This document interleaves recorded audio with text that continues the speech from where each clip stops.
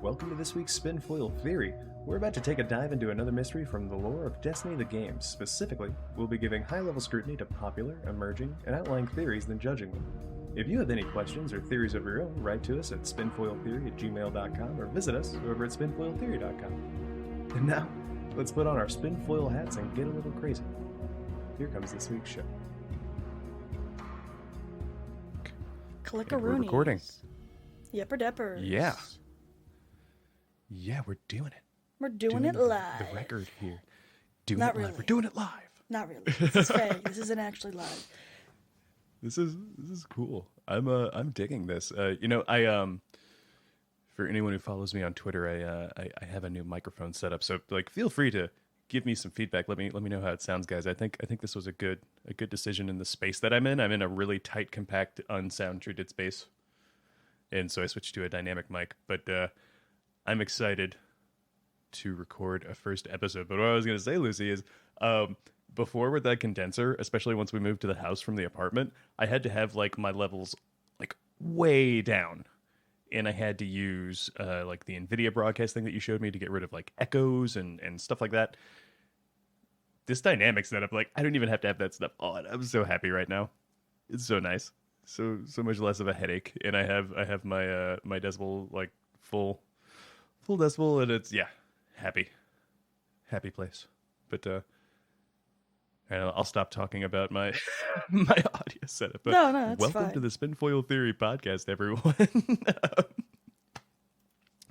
This is your host, Taylor B. Alongside me, your other host, LadyLucida. How are you doing this week, Lucy? Doing pretty good.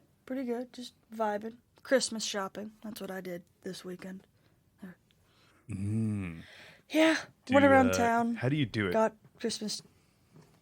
Yeah, my partner and I, Kelsey and I, we wanted to get the shopping done early, so we didn't really have to stress out about it, because we're hosting Christmas this year, which is gonna be interesting, because there's I think there's gonna be 9-10 people there, and our dining table can only fit 4 people, maybe 6 people if they bump elbows. So I'm not really sure where everyone's sitting. What we had to do, and this might be worth looking into, is we actually just got a cheap little folding table, we have not a full, quite like a card table, a little more. Yeah, we have a table upstairs that I think we're gonna bring downstairs. So then that might be enough room. I think we'll be fine. It's just don't know. It's a lot. Yeah, definitely. It's a lot of people.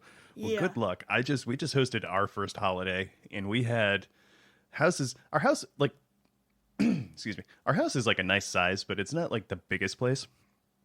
And so we had 9 guests over, and it was only one of them was sleeping at the house and staying with us the whole time. Thankfully, everyone else was kind of elsewhere. But we had 9 people over for the Thanksgiving, and it was a little wild. One thing that I will say is if you do go the sort of card table or folding table route, is if your house is like our house, and you kind of have just stuff in such a way that you maybe don't have a big table space, is we immediately went to so we can use this for D&D and board games now if we have people over.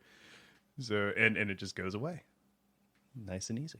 Yeah, that's because the table that we have, it's it can be a smaller table, then parts of it can fold out and be a longer table, so it works. I can dig it. Nice. Yeah, I as I told you earlier, I don't think any of my family listens to the show, but if you are someone who gets a gift from me, you skip 20 seconds. You do it right now. But I'm giving everyone a burned DVD copy of the Star Wars D-edits, so the original cuts. Like I was telling you earlier, for anyone who doesn't know, obviously, the original 3 trilogy movies have been added onto and updated and edited. And at this point, if you streamed or watch it, you can only see those updates. You can't see the original release versions. So those are the versions that I first saw growing up, and so yeah, I'm making some DVD copies of those D edits for friends of mine. I also downloaded I the didn't hear anything. 1997 release. Like la Oh la la yeah, la yeah. la la. You skipped ahead 20 seconds, right? Yes, I did. What, You what, skipped what were we talking about? exactly. I also downloaded the 1997 release, which was like the first of the re-releases where they started like adding stuff back. But what's really hilarious about this one is it's like the 97 version. So they've updated it since then. This is like 97 graphics for like all like the dewbacks and shit Oh wow. that they added. No, it's this was the first one I saw in theaters, like actually like in theaters. So it has like a little bit of like nostalgia for me, and it's what set up I think they did the original trilogy, and then that's what set up the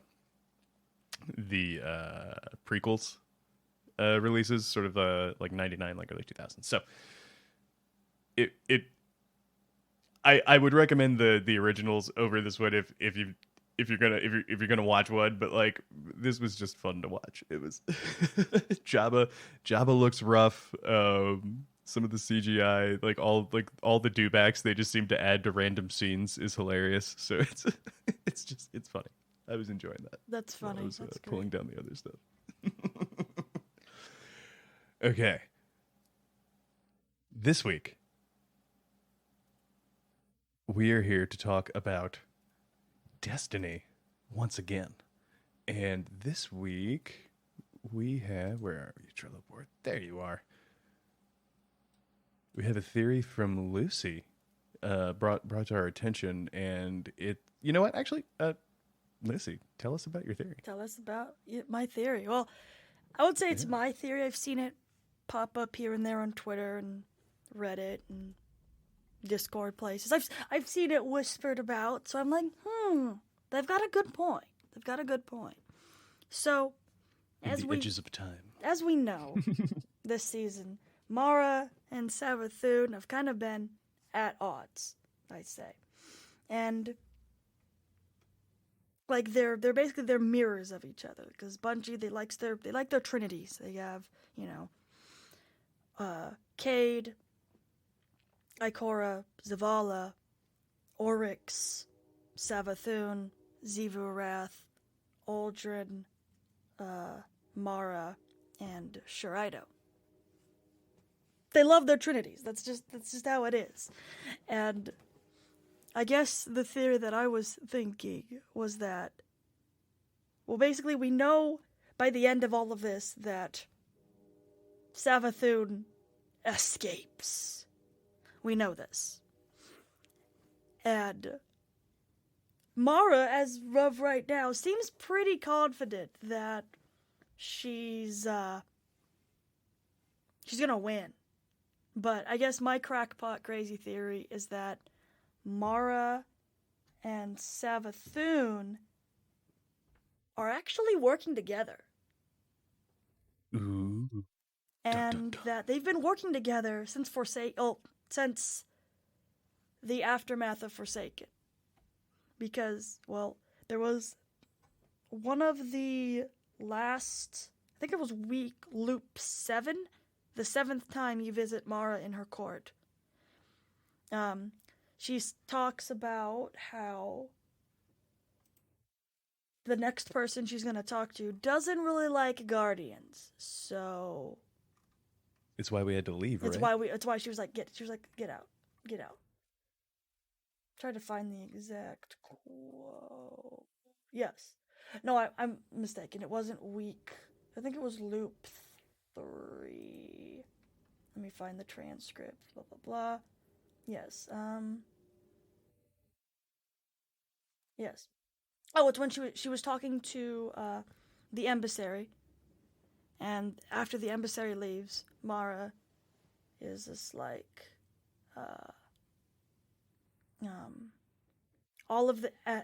all this, and we find ourselves at the whims of so many small minds. Leave now. My next audience does not find the presence of the travelers chosen to be respectful.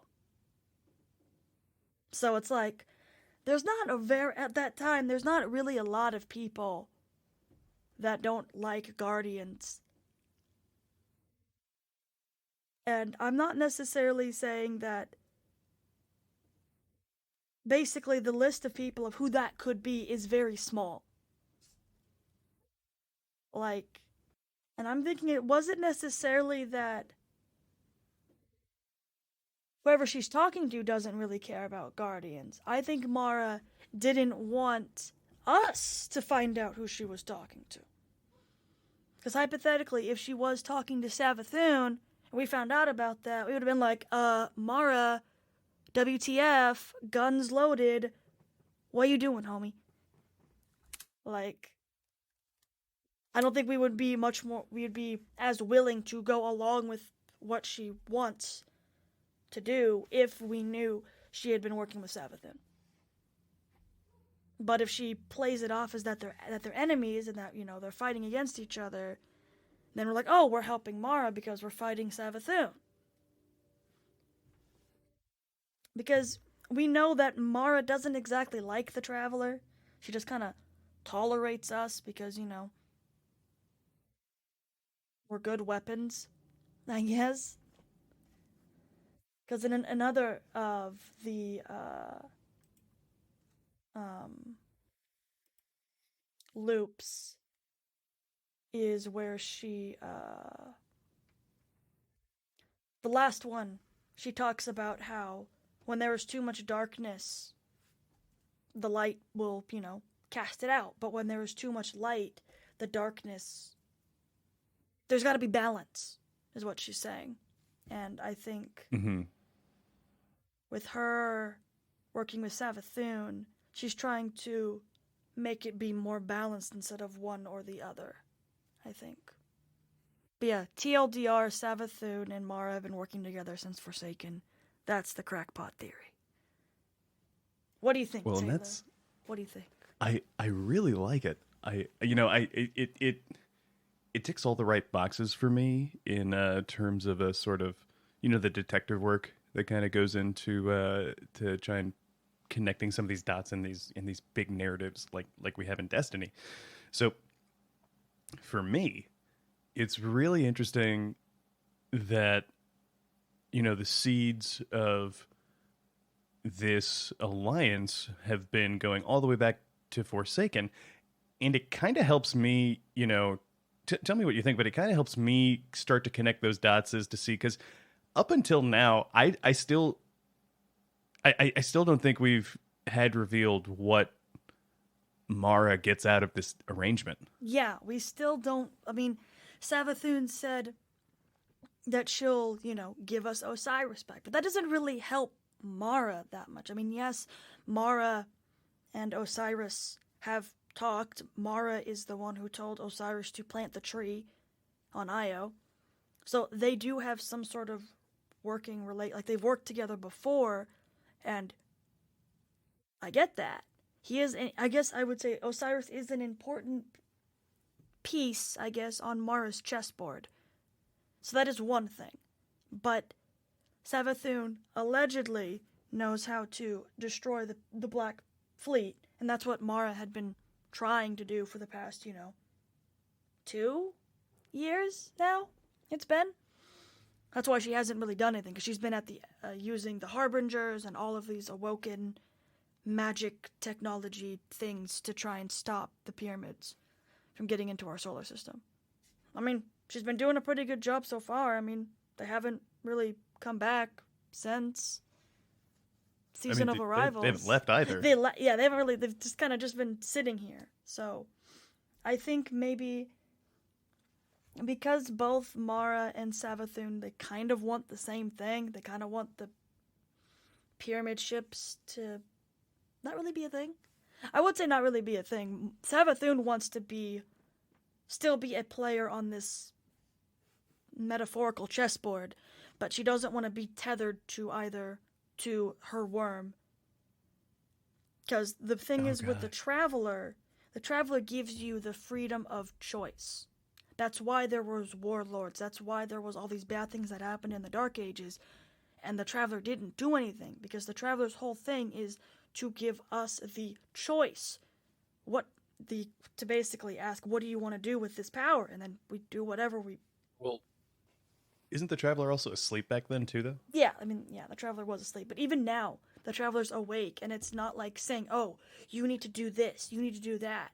I'm your god, do this. It's not. It's still, even though, yes, it's awake, it's choosing to not really tell us what to do. It's not getting mad that we use the darkness. Because, like, I've seen a lot of people suggest that the reason Savathun gets the light is the Traveler is mad at us, the Guardians, for using darkness. A jealous god. And the Traveler, I don't think the Traveler is like that. I wouldn't say they're too passive, but, like, the Traveler isn't, like, I wouldn't say evil, but it's not necessarily good either. It's just doing what it can. Enigmatic. Yeah, it's doing what it can to survive. That's really all that because the Traveler is trying to win the wager, and that's the exact thing that the darkness is doing. And I wouldn't say they don't really care what happens. I mean, we've seen in the Alpha Lupi cards and other lore entries where the Traveler does feel bad about leaving those civilizations behind. It does. So, like, it's not like it wouldn't abandon us without a good reason, even if it is abandoning us, I guess. I don't know. Because it literally said it was going to stay here in Seoul, and it was going to stay there, and it was tired of running, and it was going to fight. And now, here we are. I wouldn't say fight, I was gonna say, but, like... It doesn't really say that, though, and if... It doesn't say it that directly. I'm not saying what you're saying is a wrong interpretation, so sorry about that. But it doesn't say that so plainly. Yeah, I think there's room for, that being kind of wishful thinking on especially humanity's part, because even in game we have a lot of hubris. Yeah, we just assume that the Traveler likes us the best. Yeah, but even if you go back to the tenets of the speakers, the Traveler will leave, and those were like the first people the Traveler was talking to. Yeah. In the Golden Age. Yeah, no, I agree. I'm just, I don't know. It's kind of this weird... I mean, I don't know. I wouldn't say it's like conflicting narrative. It's like, because we have the Alpha Lupi cards. Mm-hmm. But then we also have what the speakers have said, and we're like, but they don't really match, kinda. That's where I'm kind of like... I see what you mean. I'm not sure if it's like Bungie retconning, or maybe like the dreams of the Alpha Lupi cards were like wrong. But I don't know, because I always my assumption was that the Alpha Lupi cards were like from the Traveler. So now... There was also a theory, I think, back in the day. Actually, correct me if I'm wrong, because I'm just kind of hip-firing on this. But wasn't there a theory back in the day that those were also dreams of the speakers? I'm not sure. I'm not too familiar with the Alpha Lupi cards, and I just know that the general consensus was that they were the dreams of the Traveler, or the Traveler talking. Oh, like what's going through its head while it sleeps? Kinda, I think. I'm not sure. I'd have to go reread it because I'm cringe.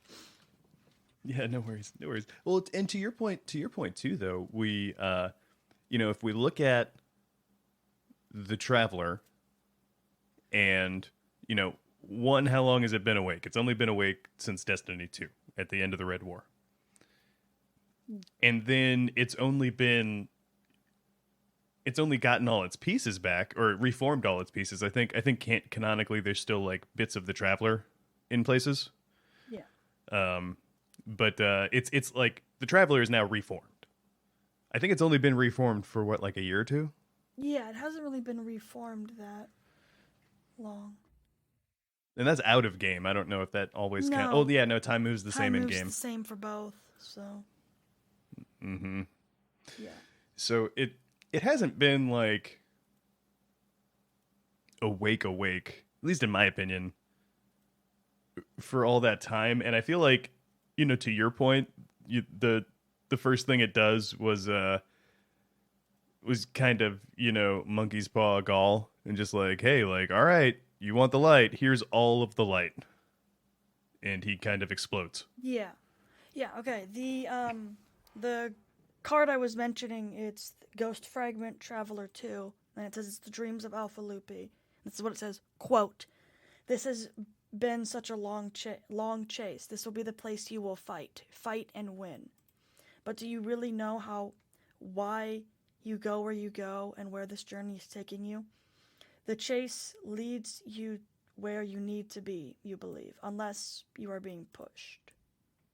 So, and all of the rest of the cards are basically, as the traveler goes around, the Alpha Loopy ones are just as the traveler goes to like Mars and terraforms it, goes to Earth and they can hear the people. And that kind of a thing. I can dig it. Yeah, what I was referring to as far as uh being the speaker's dreams is like, how in as we've come to find out with like K1 and just later lore releases that we've gotten into the golden age, and especially the speakers, it's kind of similar to the theory was basically sort of like positing back then that like these were like that's how these were relayed, if that makes sense. Yeah, I see. In sort of like, yeah, but you just to agree, like, yeah, it is the experiences, I guess, of the traveler, or what's the word, how it kind of conveys in that dream format. So like maybe like first speaker is like this is what they see, is what they hear. Yeah. But that actually kind of makes it, because there's always that religious quality of the speakers. Yeah. That I wonder if that's how splicers began That is possible. on the Elixni side. Maybe. Well, yeah, or we could. I think that's interesting. Similar with archons too, because their job is to communicate.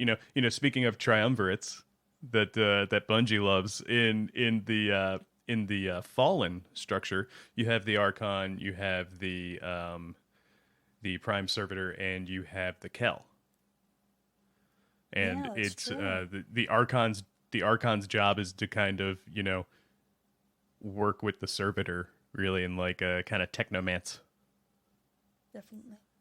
No, I can definitely. So I'm actually wondering if Archon is the fallen version of Splicer, because there were like obviously there were splicers before in D1 when we get to the Devil Splicers.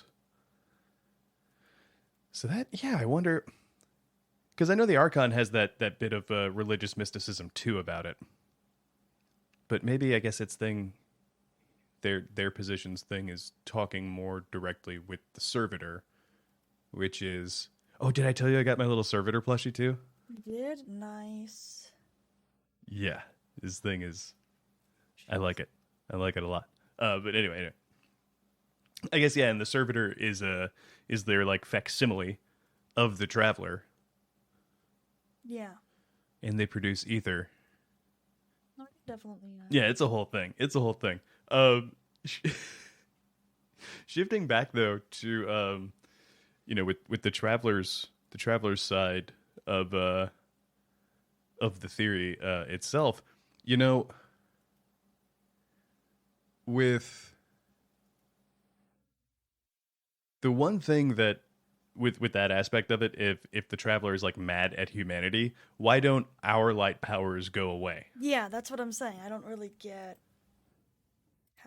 how people can get to that conclusion, I guess. I don't know. But Yeah. anyways, back to the whole thing with Savathun. I mean, Mm-hmm. I think it's the most recent Ripples entry. Let me double check. 'Cause I've read them all. I don't know which ones are released and which ones are not. Because I I'm am the same way. Don't feel bad. a seeker of forbidden knowledge. What's really funny is there is a lore entry in Truth to Power that Bungie wrote specifically to the data miners, and I think that's very funny. It's not a released, it's still canon, but it's not released to like us. It was literally only available for like the data miners, and it's really funny. I just think it's really funny because it's just like, yeah. You've never read that? Do you? Hold I on. think I've only heard about it. I don't think I've actually read it, but it reminds me of back when, gosh, were you on the Destiny Reddits like back in the early days of D1? Not really, no.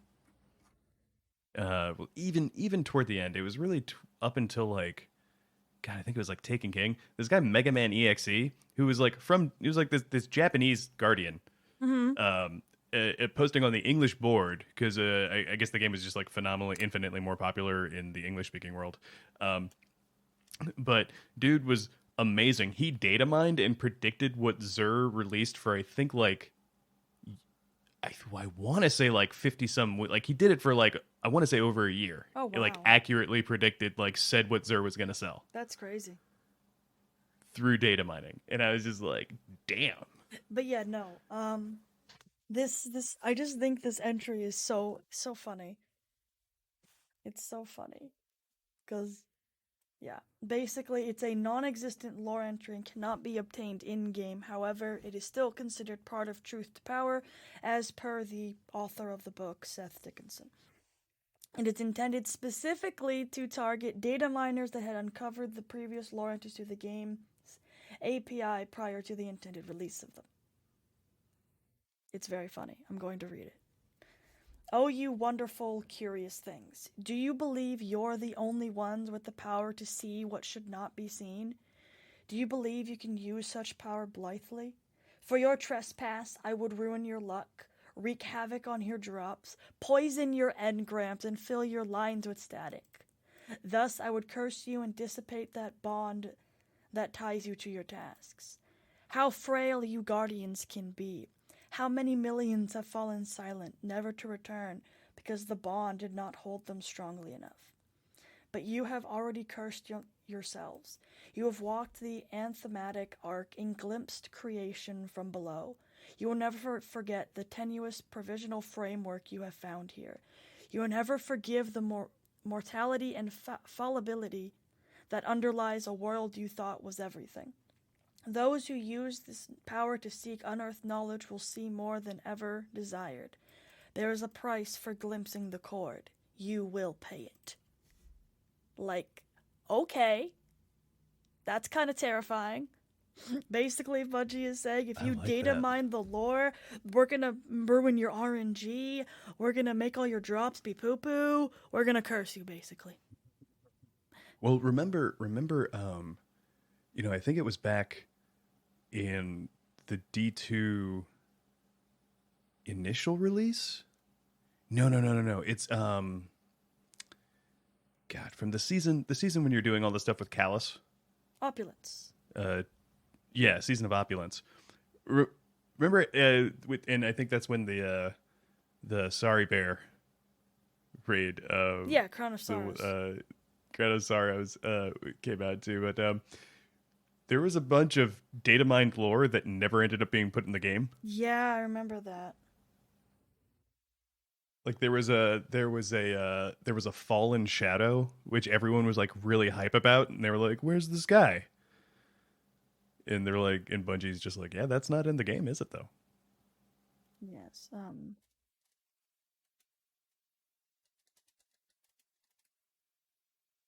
But I love that's an entry.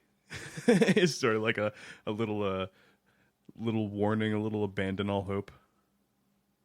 Well, no, there is a Elixni shadow. It was It was called the Baron. It was Sekris, the Baron of Shanks.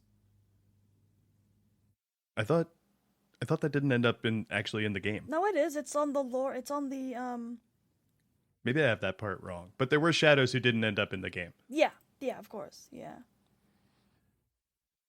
Maybe I have that one wrong. Well, that sounds awesome. Baron of Shanks, by the way. Yeah, that's I'm where. just imagining him pulling a God, who was the Iron Lord who could control all the I he think it did the was. friendship punch. Uh, I'm not sure, but yeah. Let's see, hold on. Uh, There's just so many different names, and it's like I can talk about this guy. yeah, I can Sekris. He tell was the you Baron of Shanks.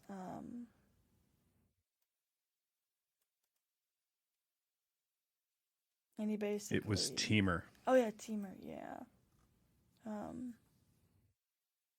Yeah. For anyone who doesn't know his artifact theme, you could punch an enemy and it would change sides till you or someone attacked it. And so I would solo things and I would find it didn't work on like bosses or like mid It bosses worked in on game or little. It anything worked like on that. little like little guys. Little guys. No, you could do it to yellow bars. Like I would do it. I would go up and like punch like a knight or something, and just now I have like my buddy Ike the Knight. That's fine. Yeah, that's the same artifact that I used to run. But yeah, no.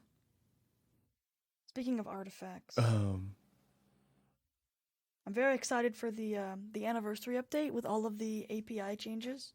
Well, not API, but the thing that we're able to like put mods on weapons and armor from like dim. Mind blown. ooh, that's gonna be cool. I already have all of my builds made. I'm in excited. Dim. I was like, well, I have nothing to do today, so I'll just do that. So it all works Okay, out. It all works out. I'm excited. I'm hype. I'm hype for it. I shifting gears a little bit further back though. To the theory.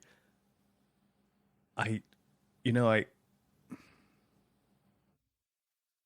Mara does have, as you pointed out, a very like clear and direct want to protect the solar system and push these foreign influences out. I think ultimately she wants the Traveler to leave too. It's just the Traveler's a little more sort of benign Yeah.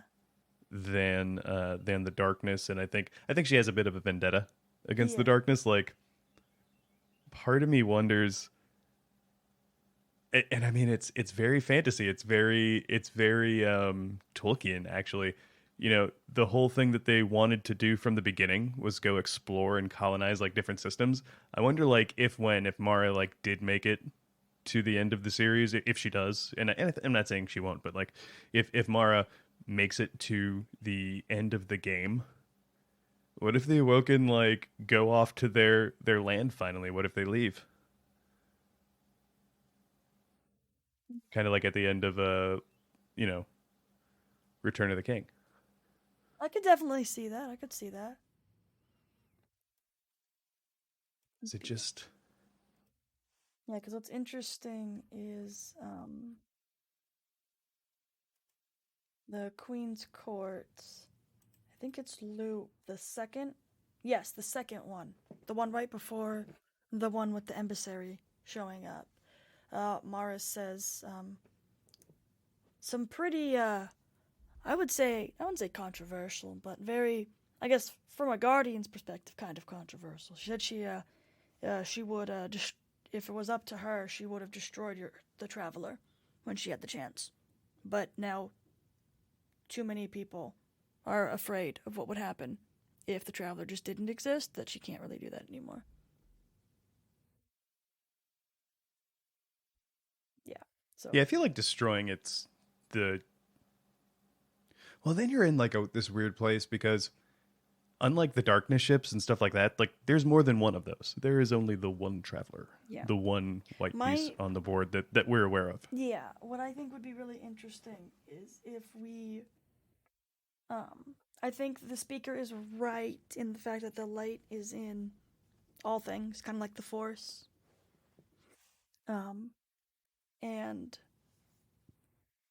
maybe eventually we'll come to a point where we won't need the Traveler to really use light anymore. Just like we don't technically need like a pyramid ship to use the darkness. We just can innately use darkness. If that's the same for the light, then technically we don't need the traveler or the pyramid ships. So hypothetically, if they both poof, gone, no longer exists, we would still be fine. And I wonder if that's how Lightfall is going to go.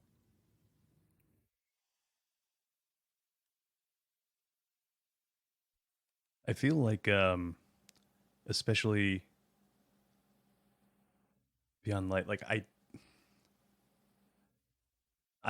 feel like we could survive. I think we've demonstrated that, being completely cut off in the Red War, we the Guardians, like I think we become like humans effectively again, and our ghost can't really help us out without like a little boost, um, either. But I I feel like if the Traveler dies or something, and potentially maybe even get like if you get too far away from it, I feel like everything that Guardians do is just like it's based on channeling the Traveler's light. You've been gifted with the Traveler's light, the light of the Traveler. Like, you know what I mean? Like, it's all very specific. Yeah. And so I don't know if we could even do Guardian stuff without it in the picture. And that creates another concern about like, well, I mean, if it tries to leave, are we going to let it? Like, I don't know. What do you think? I'm not sure. I guess like we know that I guess for us to use our paracausality, at least right now, if the traveler goes kaput, we lose our light powers. That's we've known that from like the Red War and sort of things. But with Savathun's hive getting the light and their own ghosts, I feel like there are multiple ways to utilize the light that we aren't really aware of yet. Maybe?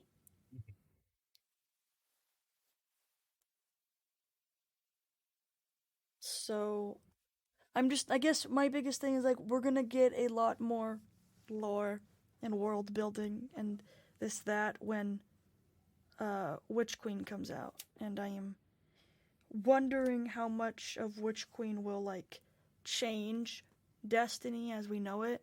Because I mean, like the Hive have the light. That's pretty crazy. I mean, that's kind of what Gaul was trying to do. He was trying to give him and the Red Legion the light by stealing it from the Traveler directly, and that didn't work. So whatever Savathun did works, which is kind of scary. But I'm also excited because Hive Guardians. I can have Hive buddies. I hope we eventually be their friend. Hopefully. That's my aim. Deep down, I just want us to have Hive Guardian friends. Like, if I could be a Hive Guardian, I would delete my Hunter right now and make a Hive Guardian. I would. I just think Really? yeah. I think the Hive are super cool. I would.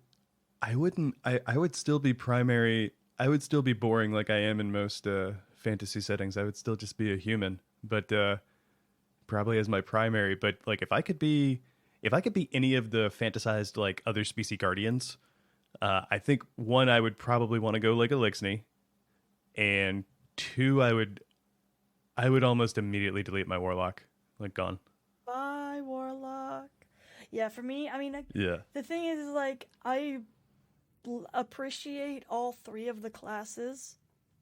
It's like, I know when to use a Titan, when to be a. I know how to be a Warlock. I know how to be a Titan. I know how to be. Like, I've gotten to the point where I'm like, I know people are like, oh, what's your main? And I'm like, I don't have one. I main all three. Because, like, I. With Grandmasters this past season, I've been a Warlock. Grandmasters past season, I was a Titan. I've been a Hunter main pretty much forever, the entire time of Destiny. I've mainly played Hunter. So, like, I know how to play all three, and I know, like, okay, would be a good time to be a Warlock. Or this would be a good. It also depends on your team composition. Because, like, for Grandmasters, I would be. Most of the time, I'd be a Warlock or a Titan. And then Eric would be a Warlock. And then Kelsey, she would be the Hunter that would turn us invis. And it worked. Like, we didn't have any problems. Like, I think, ironically, with this season of Grandmasters, looking at the list of strikes, it's like, oh god, you got Proving Grounds, you got Corrupted, you got Hollowed Layer, all of these really, really shitty Nightfalls. But like, if you have a good team and a good strategy, it's easy. So basically, what I'm saying is, I'm really good at this game, and I need to stop playing. Basically, Your explanation makes me feel like I would probably have to keep the warlock because I'm better at doing their supers and stuff than I am at really like turning out the Titan. yeah. Like for me, for hunters, I'm not very good with the super, but with like their neutral game, I'm really good at. With warlocks, I'm good with both. For titans, I'm decent. I'm pretty good with their supers and their neutral game, especially middle tree Code of Commander. Like, I love Code of Commander, and I'm really worried about the whole 3.0 void changes because I'm worried we're gonna lose my Mm. my build, because that's what worries me about going from these little clumps, I guess, the trees, to now mix and match with stasis, like the stasis aspects and fragments, because they said we're gonna lose stuff, not like supers. They said we're not losing supers, which is good, but like the big synergy for Coda Commander is the volatile detonations, which they did say that was staying, but it was the, hold on, let me go look at the actual ability because I am cringe and can't remember it off the top of my head. Solar Titan, what the hell? Apparently, I was running solar last on my Titan, so I can't just peek at it. Um, but basically, there was a specific ability that allows I think it was Void Detonation. Allows the explosions to travel to other enemies, which then can travel to more enemies, which then can travel to more enemies. Ooh. Like, you run that, and you run, I normally would run Coda Commander with either Doomfangs, because if you run Doomfangs with I think it's bottom tree. You can do it with bottom tree, or you can do it with middle tree for Void Titan. Your super can literally last forever, and you can continue. Oh snap! And if you run double power preservation, which is a stasis mod for your helmet, if you run double that, you will continue to generate orbs the entire time. It's really stupid. I tested that in the throwaway once I got the power preservation mods. They are very nice. Let me look at the actual. No, it doesn't. I can't look at the little tree. Never mind. I was gonna look at the skill tree, but I'd have to turn on my Xbox, and that's too much work. So yes, Nobody got basically time for that. TLDR, I am worried about the whole 3.0 change because I feel like we're going to lose some stuff that I really liked. Like Nova Warp, I love like the Void subclasses. So I'm excited because yay, my favorite subclasses get the rework first, but I'm also like, oh god, my favorite subclasses gets the rework first. Like, I'm worried. Yeah, no, you know me, I'm a solar main, so I'm excited to be able to pick and choose stuff again. Like for me, I've been I realize its utility. I'm not saying it is bad, but for my play style, the throwing knife that they changed to 3-shot. Yeah, isn't that the one Yeah. that's the bouncy knife, right? Is that the weighted? You can bounce it. It's a one hit kill if you hit him in the head, and you can get it back. I think if you're accurate with it. So if you get the if you crit, get a headshot, then I guess a crit. yeah, then, you can get it back. Yeah. I like, and that is great. But like my play style, because you know me with young Ahamkaras, Yeah. my play style is like leaving little traps Yeah, definitely. But around corners and that'll stuff like be that. nice. So like the exploding knife is part of that. Yeah. Yeah, that'll be nice for you once Solar gets its rework. Then you can mix and match that. You can run like the explosive knife with 3-shot. Yeah. That's how they said it's gonna I'm looking work. forward Where to it's it. gonna be like you're not necessarily stuck like that. But what I'm most God, Chains of curious Woe about, on the other that'll be one. Yeah. interesting. I think I'm just really curious to see, I guess, how much customization we're getting, because I know each tree had its own melee, so that'll be a thing. Um, I mean, they did kind of, I wouldn't say, because even if you look at the like stasis UI, there is a section for different melees. There is a section for different grenades. I mean, we already have the different grenades, but like the fact that there's different sections for like all of the abilities kind of is good. I think that's good. So then like with Void, hunters, you have like, the smoke nade that's a poison, you have the smoke nade that's a turns you invisible, and then you have whatever the other one is. As you can tell, I only ever play, I don't do middle tree Void very much for hunters. I mean, I used to, but now I don't. Because I think it sucks. I mean, don't get me wrong, Just I used to main Blade Dancer in D1. I love that kind of stealthy, sneaky. It's not really viable for anything. I think I can probably make an Invis build with all of the changes and basically be a Blade Dancer but Void for my Hunter. I think that's probably what I'm going to go with. But until we get a high yeah. themed subclass, I'll just be a spooky Void person. The Well, next subclass we're getting is green. I know. I'm just gonna say that now. It's green. Soulfire. I want my soul. I don't care if it's a. I want poison. I want a You want green. poison? You kind of have poison. Whatever. I want green. I want a green subclass so that I can do that and run like the green, my Thorn and King's Fall armor, because I'm convinced it's King's Fall coming back for the reprised raid, and no one can tell me otherwise. All of your abilities do DOT. Exactly, and it would synergize really well with Thorn. I'm just salty that Warlocks got the. Warlocks have two different synergizing exotics with Thorn and then Lumina, and it annoys me. Because Hunters don't have anything like that. That synergizes with Thorn, and it makes me mad because Hunters should have gotten the Thorn themed thing, personally. But hasn't it? Didn't it get revealed in a not like a TWAB, but one of those video documentaries that I want to say it's like a lot of the build team, or at least like it was, are like mainly like Warlock mains. I think that I can't prove that. I'm just talking smack, everyone. Maybe I don't know.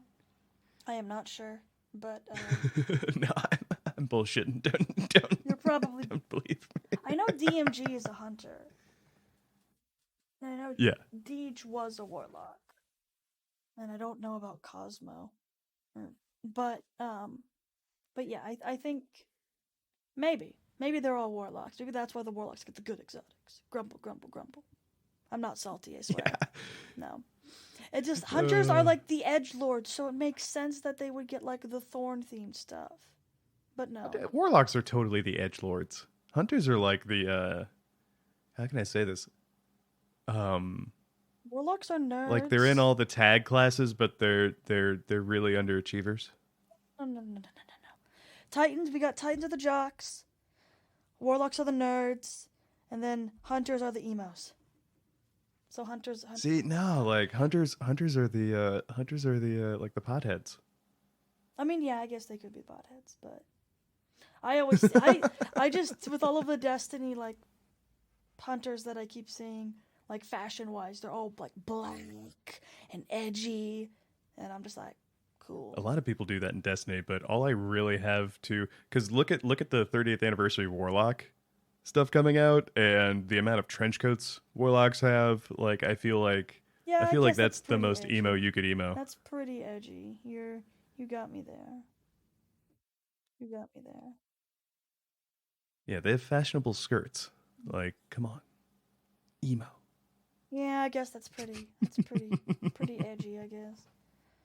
I don't know, it's definitely easier for hunters to look edgy. That's true too.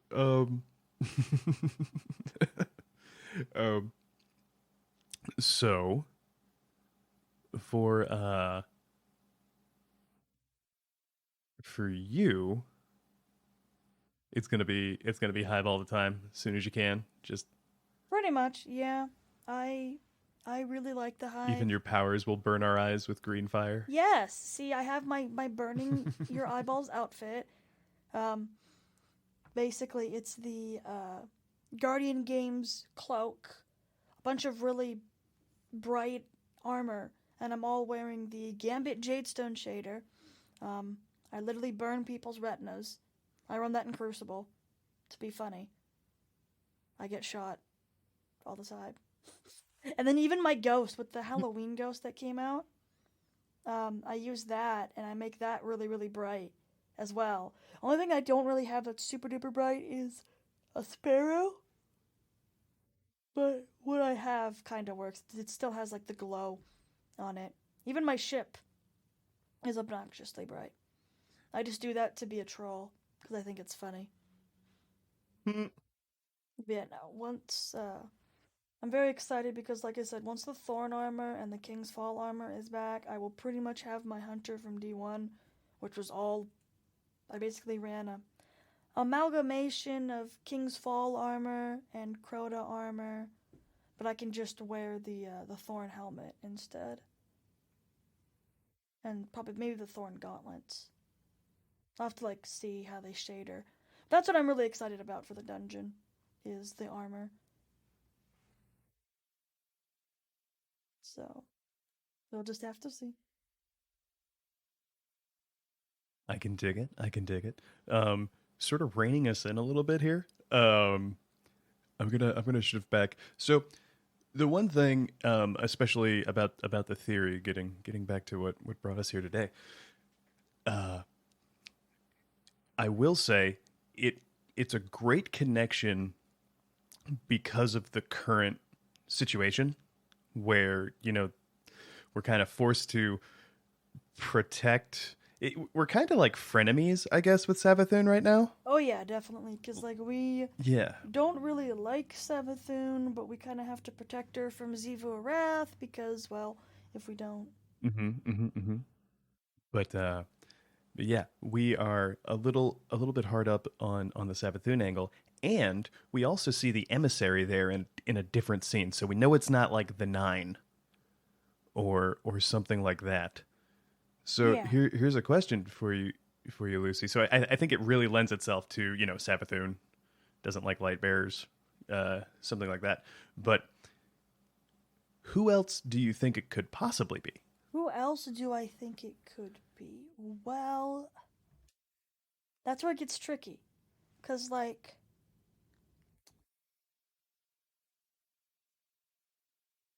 I'm trying to think of who else it could be that we don't like. Um, well, that doesn't necessarily like us. It could have been maybe the Exo Stranger, but the Exo Stranger is our friend. Um, I guess, I don't know, I'm kind of having trouble thinking of who else it could be besides Savathun. It just kind of lends itself, I guess. I'm not sure. Who do you have any ideas, Taylor, of who it might be? If it's not Savathun? Well, I think you got to go through like who are big players, or at least like I do. If I were breaking down sort of my thought processes. So like who's been a player in the game, right? And who can we eliminate? So like one, I think those meetings in her little throne world kind of had to be paracausal people. I don't or like people who maybe aren't limited by causality Yeah. in game, if that makes sense. So like I think that kind of eliminates the Elixni, so I don't think it was the spider. Um Especially given now that she's back, she's all like pissed off at him. So yeah. Um I don't think she'd be entreating him. I think, obviously we eliminated the Nine. Um and honestly, like that leaves kind of like you know, it's a little out there too, but that does leave maybe this opportunity for like that darkness emissary that looks like us. Yeah, a doppelganger. Yeah, but at the same time, she's working toward kicking them out, and that still might not, that might not change how things were back then, or maybe it's part of some grander scheme. And this is all for sake of argument, guys. I don't actually think that. But so for me, it kind of becomes like there's not a lot of people left who don't like light bearers. Even going back to the spider or some of those guys, like the spider wants a ghost. He collects them for fun, the dead ones. Like you can give him. Oh, I still feel bad that we did that. We would trade him dead ghost shells I know. instead of like every other dead ghost shell we find. We like send to like be buried or like kind of like whisk away, like get it off the ground, and then we get to these that once Cade dies, we get to the Tangled Shore. Like, yeah, no, fuck your burial. I'm selling your corpse. Like, just things definitely got grittier that season. Yeah, definitely. Forsaken. Like, but anyway. So for me, that I mean, maybe Callus, it's gonna but change things. Callus likes us too. exactly, Callus likes us, so it's like it's not. He wants as many guardians to work for him as possible. Just look at poor Catabasis. Yeah. But yeah, sort of taking us back to the discussion. The Yeah, I can't think of anyone else who would be kind of nervous about light bearers because like it. I mean, if I recall correctly, I don't even think she likes sunlight. Yeah. That's kind of what part of the ploy between the Eternal Night was, I think. Yeah. Which is that's got to be hard to travel through space if you can't deal with stars. I guess there's a lot of like dark places too, or maybe it can't. Yeah, that just seems difficult. Added difficulty. The other hive did not seem to have that. Actually, yeah, that's a good point. When we go on to the Dreadnought in D1, why don't the other hive have that issue? Like they're getting hit by sunlight No idea. before we actually like go in. No idea. Mm. Curiouser and curiouser. But I guess the traveler's also like right above the last city too. So maybe it's maybe, maybe it's this weird thing where once the light bounces off the traveler, it's like infused. It's like holy light. It comes down like melts her.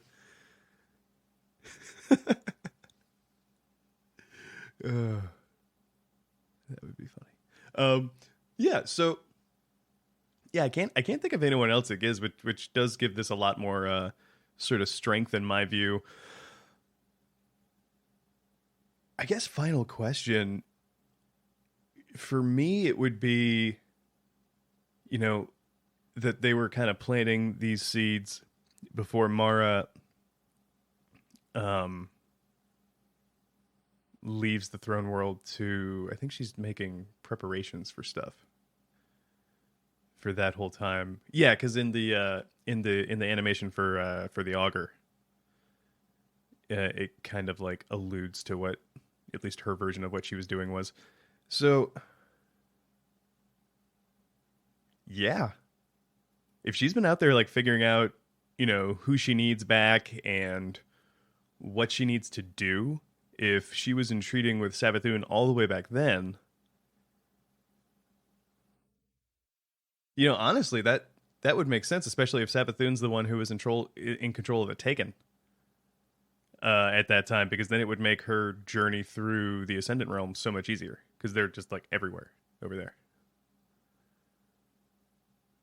Huh. Yeah. What do you think? So I guess the question would be like, what do you like? What were they talking? Like, what do you think they were doing? If it was Savathun, maybe it, I don't know. I mean, Savathun could be talking about. I don't know. I'm not sure what they would be talking about, but I don't know why I think it's Savathun, but I just was like, well, that's really the only person it could have been once you look at, like, the rest of the people. And also, some Yeah, of I the agree. dialogue, if you think about it, in Season of the Hunt, one last little tidbit to leave everyone thinking. The last little thing that in Season of the Hunt, when you're listening to Osiris's voice lines, you get Mara talking in the last one. And she says that, I've done what I can to stop the pyramids. I'm going to head back to the Dreaming City where it all began. And then she sighs and says, Savathun will be waiting for me.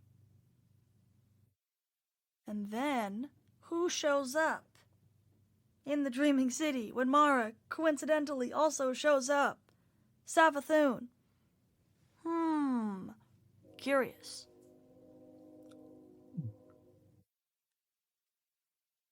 I can. Yeah, that's a really solid point. Ooh. Okay. I don't And think I have then any other. here's Oh, another yep. here's another thing I just remembered in the Cocoon mission, for example. You're going along, you're killing Hive, and then Crow shows up, and then Crow is like, Osiris asked for me to come here, and even Saint is like, he asked for you, and why? And since we know that Osiris is Savathun, and Savathun specifically asked for Crow to be there because Savathun knew that Mara was going to be there. How would Savathun know Mara was going to be there unless if they hadn't planned all of this? And because Mara wants Aldrin or Crow to get Aldrin's memories back so she can have her brother back, and Savathun wants, maybe that's what they were talking about, how to get Crow's memories back, because they both want Crow's memories to come back, but for different reasons. Like, Savathun wants Crow's memories to come back so that she can figure out a way to bypass the whole amnesia thing of a light bearer, while Mara wants Crow's memories to come back because she wants her brother back. Well, she wants Aldrin back. Yeah, she wants Aldrin back so she can have a light bearer that's like her puppet because she's a control freak. But that's besides the point. Yeah, for everyone, I've caught some flack on the Destiny lore subreddit before for pointing that out, and it's like, I'm sorry guys, at the end of the day, all of the Awoken in her service are reimagined by her the way that she sees them to be. Like, that's just you. Like, that's a big deal. Definitely. So yeah, just putting it out there. It's not knocking the character or trying to talk about noble intentions or anything like that. It's just, yeah, at the end of the day, they're all built by her. Yeah.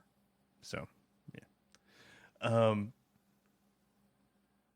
Which actually, I guess maybe not the Awoken who were born after.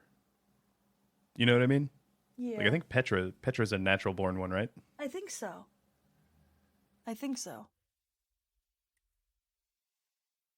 So I wonder how that works.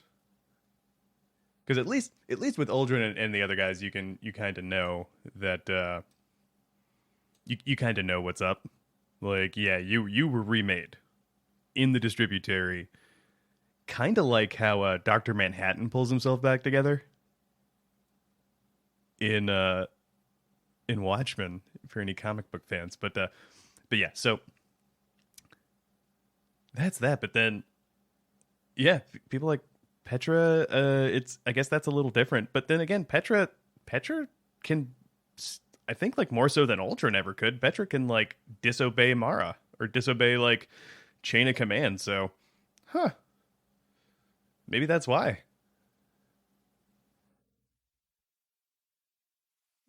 Huh. Maybe. Maybe.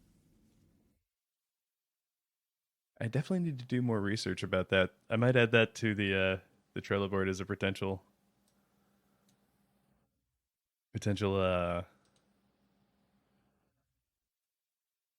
theory. I don't know.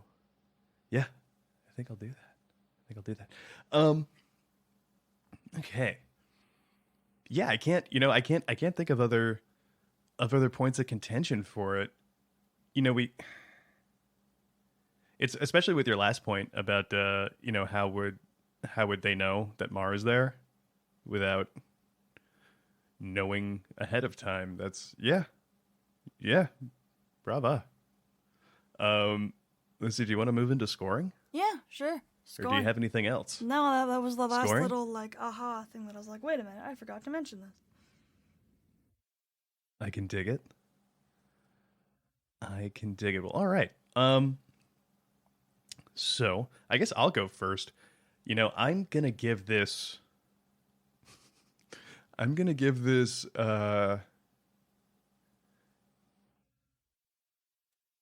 I'm gonna give it 89 soul fires. 89 Soulfires. I see. Yeah, in favor. In favor. Yeah, that it's a pretty solid connection. It's a pretty easy to follow and connect, especially with what's currently going on in game, like Assumption. And like you pointed out, there's a lot of little steps along the way that now make sense if that was who Mara's visitor were. So yeah, like I said, brava. It makes sense, but I'm not sure if it's really what happened. I guess Yeah, but there's like I can't. you can't see who else it could be. I'm Yeah. having trouble substituting who it could be, and so to me that reinforces it. Like I think it's a good call. All right. Cool. I guess I give my own theory. I don't know, 75 Techians.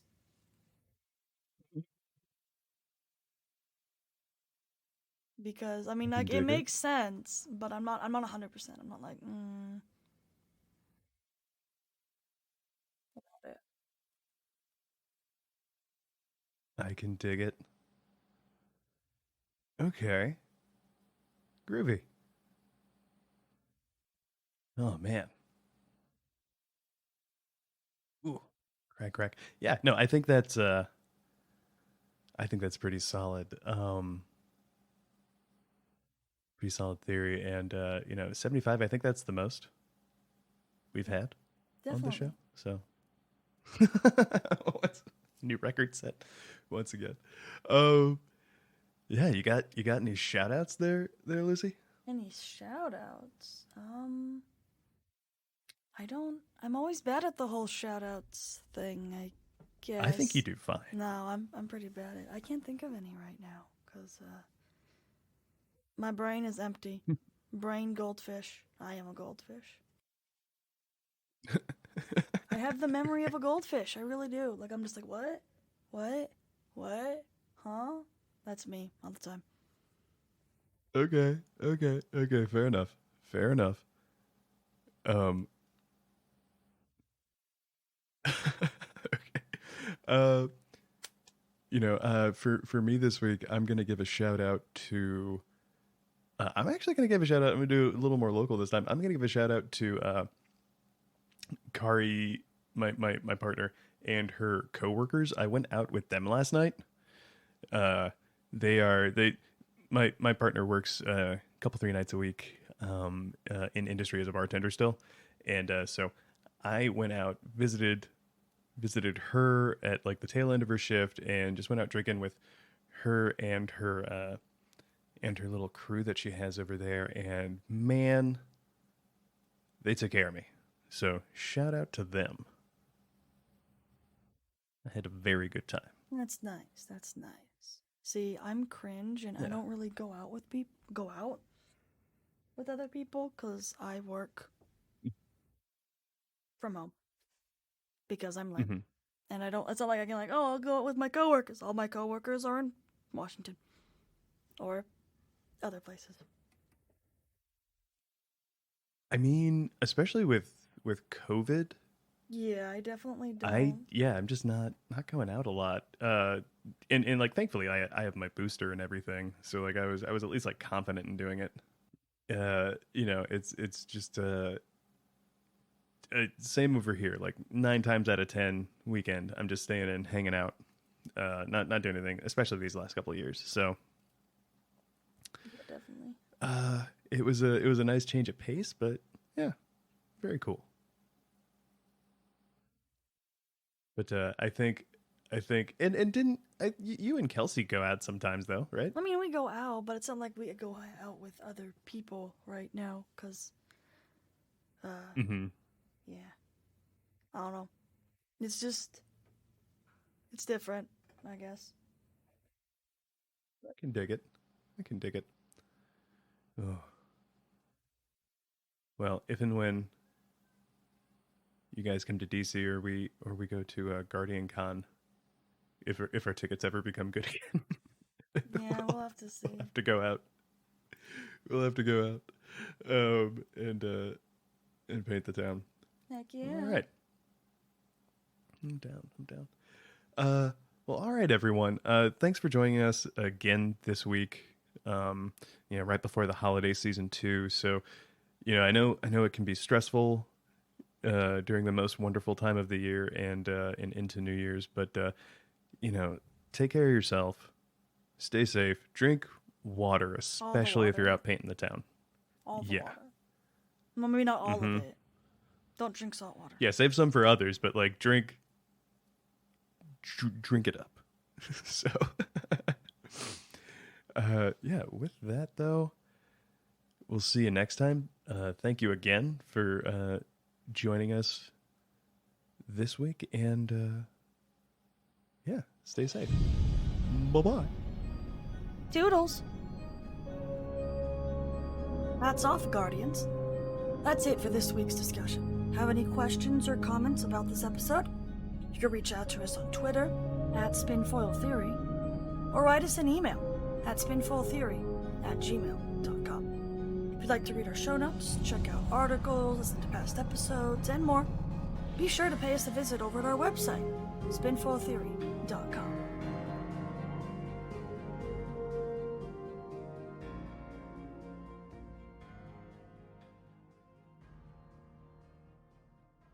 The Lore Network.